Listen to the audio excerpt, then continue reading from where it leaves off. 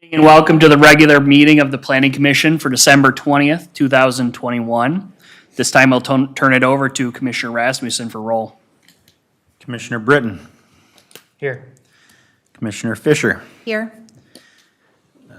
Chair Frazier. Here. Commissioner Knable. Here.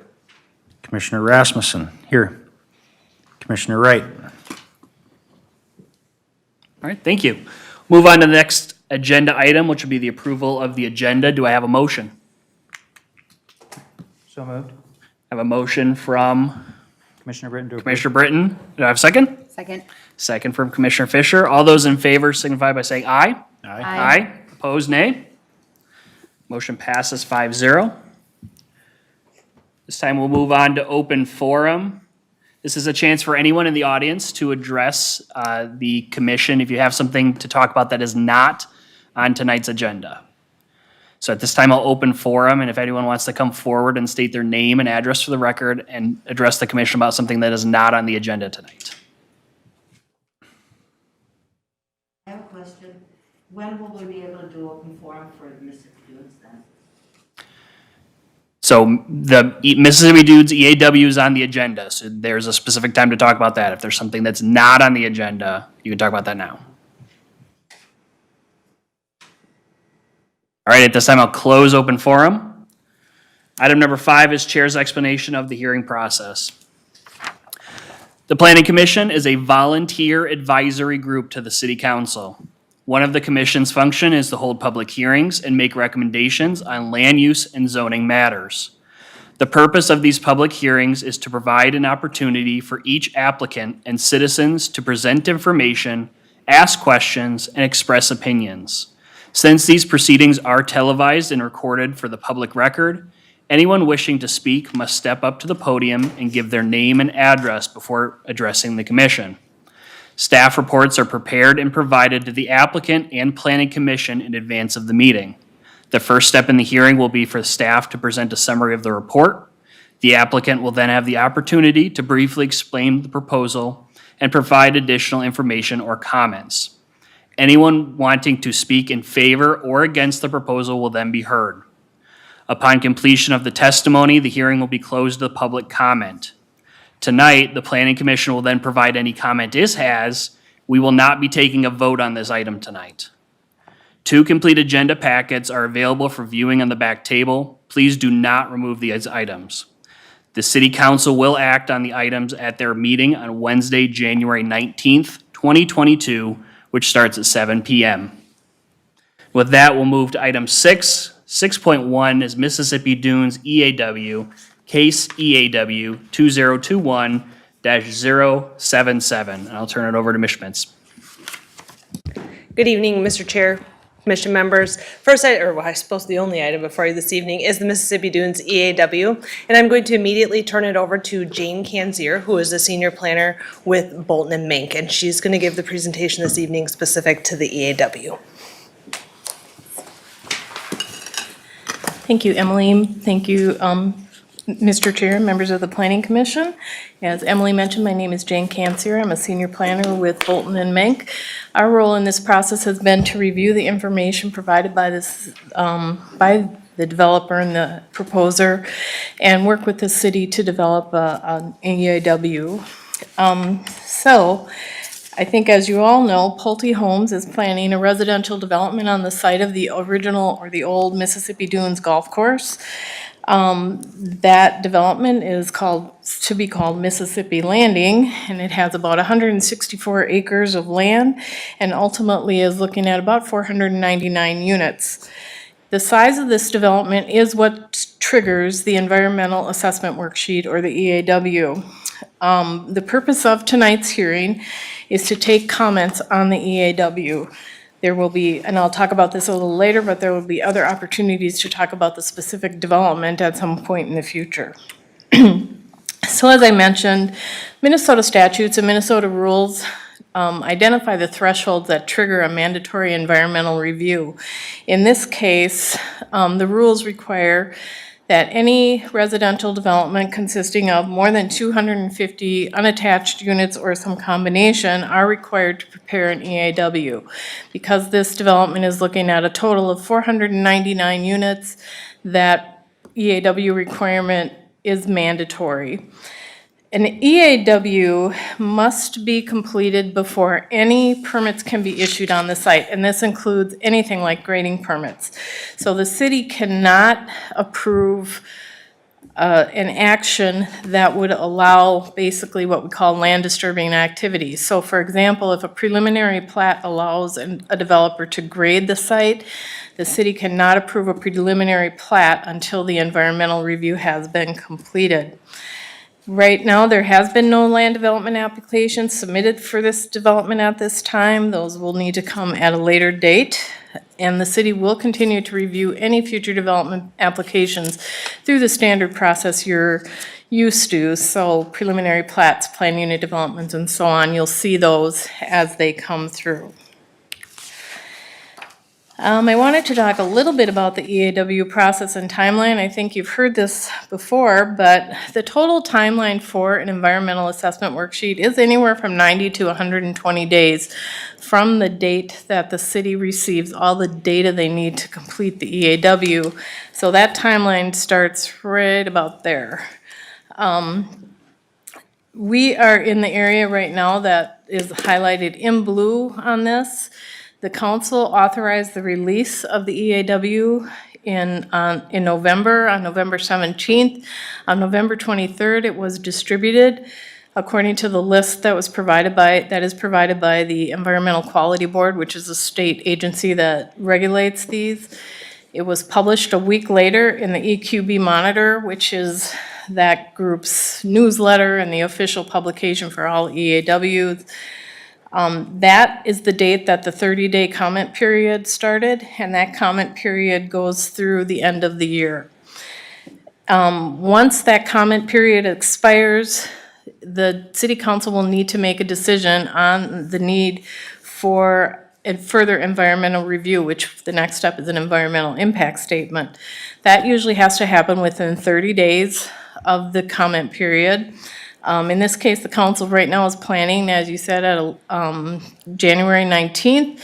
They do have the opportunity to extend that another 30 days if for some reason they feel they don't have enough time or need additional information. The purpose of an EAW is really to identify potential environmental impacts. It's just one part of a broader development process. It is intended to identify and disclose potential impacts. It is not intended as a process to approve or deny any specific development application or project. The information that we get as part of an EAW has two major functions. One is to identify potential further environmental review, and two, to identify potential modifications that could be made to lessen the environmental impact. The city council's decision will ultimately determine whether or not further environmental review is warranted. So an EAW is actually a very specific document prepared by the state, or a form prepared by the state. Every EAW you see will pretty much look the same. It might have a little bit of a different cover, have some different information, but all of the questions will be in there. There are 20 basic questions, and then subcategories under many of those questions. Not everything applies to every development, so as you work through an EAW, you might see something that says this is not applicable. I have sort of grouped the questions in the EAW into these 5 categories. There's a brief explanation of each question in your staff report, but I won't go through that tonight. So the first category, questions number 1 through 5, are just basic project information. So they identify things like the project proposer, the RGU, the reason for the EAW, and the location of the EAW. The second section, questions 6 through 9, cover a project description. So you'll see a more detailed description of the project in this area. You'll see the proposed improvements, scheduling and phasing plans, existing and proposed land cover, the number of permits and approvals that may be required, and also the proposed land use. Then questions 10 through 18 go through very specific environmental impacts.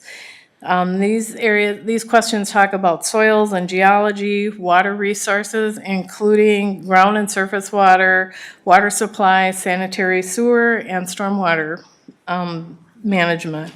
They talk about hazardous waste, fish, wildlife, plant communities, rare features, and ecosystems. Those are discussed in great detail. Historic properties, visual effects, air, noise, and transportation. One of the things I want to mention, the city did commission a review of the report or review of the Herb Fritz House by a company called New History. That review was not included in the EAW. It wasn't ready at the time. There is a kind of a general description of that based on what we know from the State Historical Preservation Office, but this report is much more detailed. We did attach it to your Planning Commission report, and it will ultimately become part of the record of the decision for the City Council. The question number 19 has to do with cumulative impacts. The intent of this is to identify any potential further development that may be adjacent to this property or adjoining the property, because essentially we want to look at, are we hitting the whole area? Are we getting everything that could, all these potential impacts? And the last question is just a really general, are there any other impacts that we haven't discussed in the previous question? One of the things that has been coming up in EAWs in the past year are greenhouse gases, so this one does include a very brief discussion of that. This slide talks a little bit more about the development process versus the EAW. It starts when the City Council originally approved the golf course in 1992 and works its way through. The most recent decision by the City Council was on December 1st to approve the master plan for this area. We are now in the midst of the EAW process. The next development application step will be a comprehensive plan amendment to add the area into the municipal or the MUSA, as well as some land use designation changes that would be consistent with the master plan that was adopted. I believe the city is working on that right now. What's not shown on this graph is the next steps, which would be the very specific development applications. So tonight, your role is to provide a forum for public comments. The statute notes that there is a 30-day comment period, and all comments are to be submitted in writing unless the RGU chooses to hold an optional public meeting, which is what we're doing tonight. So the city has elected to hold this public hearing and elected to have the Planning Commission provide that forum. The comments we hear tonight will be compiled and responses generated and provided to the City Council and included in the record of decision. No response to the questions that may be asked or the comments that may be made are required this evening, and no action of the Planning Commission is specifically required. And so with that, I'll try to answer any questions about the process, or you can open the public hearing. All right, thank you. Any members of the commission have any questions about the EAW process itself? Okay, thank you. All right, before we open the public comment, I just want to make a couple comments. So as we've been doing, speakers will have 3 minutes to provide their comments. We will have someone keeping time, and so as soon as your 3 minutes are up, please wrap up what you're saying and take a seat. We are having this meeting obviously tonight for people to provide comments. If you would like to provide your comments in writing, you can also do that by writing to Senior Planner Emily Schmitz. Her email is can be found by going to the city's homepage, which is cottagegrovemn.gov. Scroll to the news section, click on the environmental review of Cottage Grove, Mississippi Dunes development. And then you'd be able to find her email address there. The comment period is open until Thursday, January 6th, 2022. As we said already, we're not taking any votes on this. We're not going to be having any discussion other than what members of the commission would like to make their own comments on the EAW, and the city council will act on this EAW at their meeting. All right, and at this time, I will open public comment. So anyone wishing to speak can approach, give their name and address.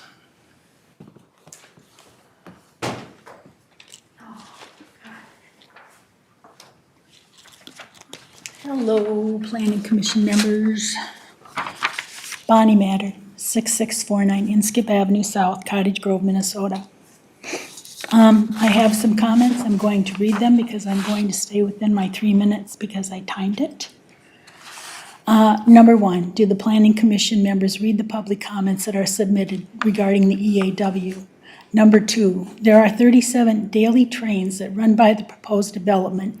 Missing from the EAW was information like the distance between the tracks and the residences in the development, negative impact on the residents' quality of life due to noise pollution, diesel engine smells and air quality, train vibrations, structural damage to houses due to foundation and settling issues, potential grass fires in dry, hot summers from sparks, train schedules, morning, afternoon, evening, night, all the time, when do they run?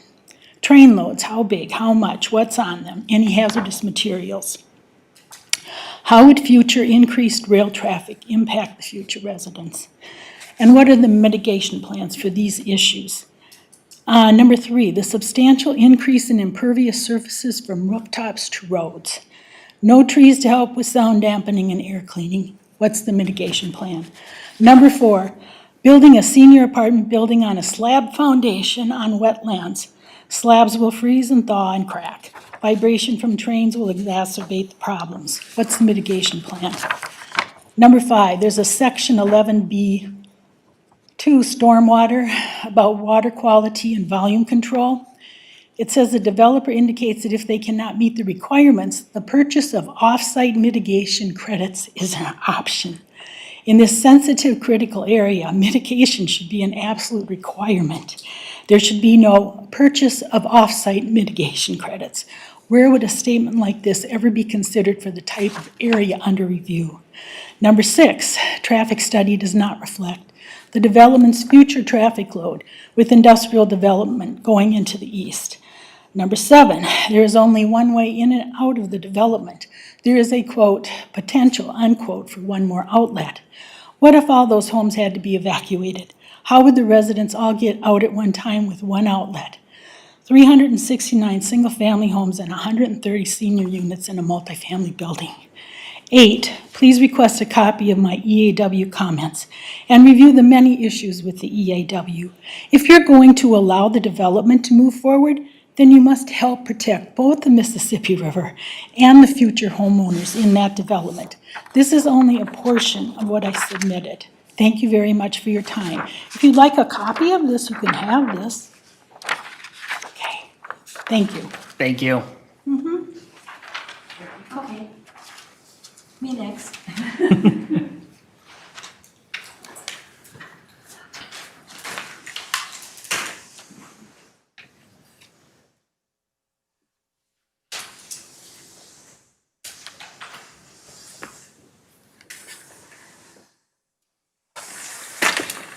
I read the whole thing. Both the EAW and the historical description of the house, which I found really interesting since I lived in that house till I was 8 years old. And ma'am, I know we've had you here before. Could you give us your name and address, though? Oh, just for the sorry. record? You're all right. I'm Sharon O'Boyle, and I live at 9300 Gray Cloud Trail South, Gray Cloud Island Township. I did live in the house on the corner of Mississippi Dunes until I was 8 years old. My grandma O'Boyle owned the land before it was sold to become Mississippi Dunes Golf Course. Something else that, after reading the historical part and the EAW, one of the questions was about if there'd been any, to meet guidelines and stuff was if there'd been any important person. I don't know if this would count or not, but my grandma O'Boyle was the first woman to be a postmistress in St. Paul Park. So I think that rates that, is something important as a historical value. So what I noticed with the EAW, that they did, they addressed the endangered species that have been seen in that area on the property. And if you put 500 units on that land, you're going to lose the endangered species. So I think development is fine, but not on that property. And I've said that all along, that this, you have a chance to include it with the SNA along with the Great Cloud Island Regional Park, make it one whole thing, whether that be state, with DNR, whether that be a combination of the city, like we've got with the Great Cloud Island Regional Park, that's a combination of entities that are, that put that together. The other thing that I noticed in the EAW, besides the endangered species, is the fact that the land is sand. And so the EAW says that all of that sand would have to be removed for there to be any housing put in. And that to me is a red flag, that if you have to remove that much tons or whatever of soil, it's not a good place to put a development. And the fact that you're going to have to use sump pumps because it's in a floodplain. The other thing that I was also thinking about was that Pullman Elementary, I had worked there with Rainbow Kids Club many years ago. Where are all the children going to go? Because I've heard from residents in Cottage Grove that Pullman is at capacity. So if you've got 500 homes, where are those kids? Are you going to have to build another school? So that doesn't make any sense either. The other thing that after reading it, they're saying, okay, they're saying that it's going to be 2 people per household. That to me seems like they're minimizing. They also said that it would. Ms. O'Boyle, I'm going to ask you to wrap it up. Okay, based on 2 people per household, that's an additional over 125,000 gallons of water per day. And it was like something like over 136,000 of sewage per day and 4,000 extra cars on the road. So I don't, choose wisely. Thank you. You're welcome. Excuse me.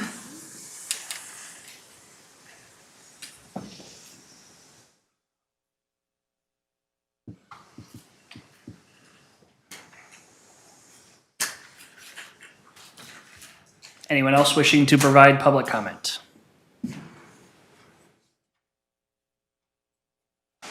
Okay. The only other thing I will note is I believe there were 2 emails and a handwritten letter that were provided to staff prior to the meeting. Those are going to be included as written public comment for this hearing, and so those will also go to City Council for their review. And with that, we will close public comment on the EAW then.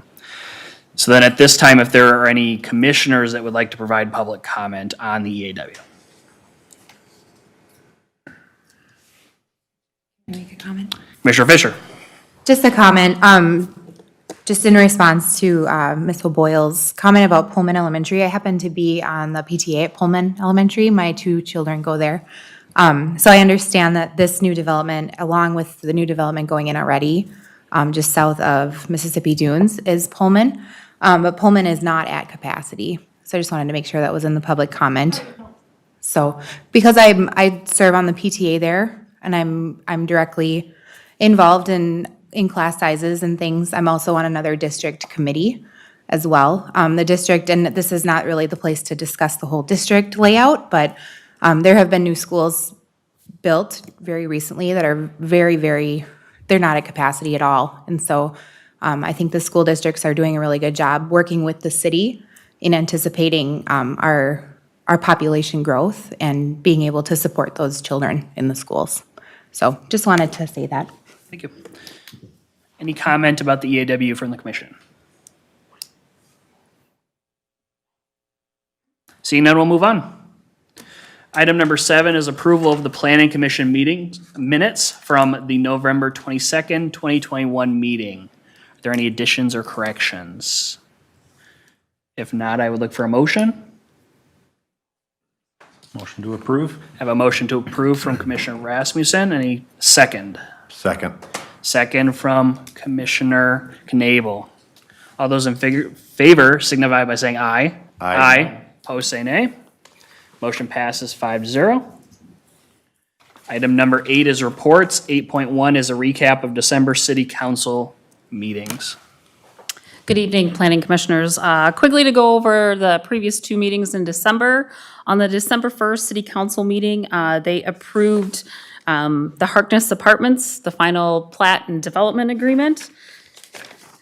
And then Mississippi Dunes Master Plan was approved at that meeting as well.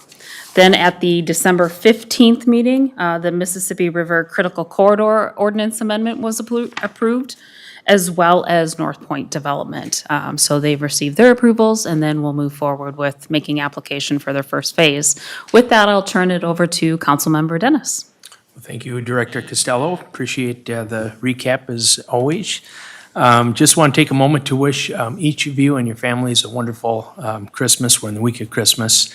And in appreciation of all the holidays for those that celebrate this time of year. As I like to do, if there's any questions that you might have of me directly about some of the work we do on the council or anything related to the council, I'd be more than happy to address those for you. Any questions from commission? Thank you. All right, well, thank you. As always, I appreciate your service. All right, 8.2 is response to Planning Commission inquiries. There were none. 8.3, Planning Commission requests for this meeting. Seeing none, I'll move on to the last item, which is the adjournment. Do I have a motion? Motion to adjourn? Motion to adjourn from Commissioner Britton. Do I have a second? Second. Second from Commissioner Fisher. All those in favor signify by saying aye. Aye. Opposed? Motion carries 5-0. We are adjourned.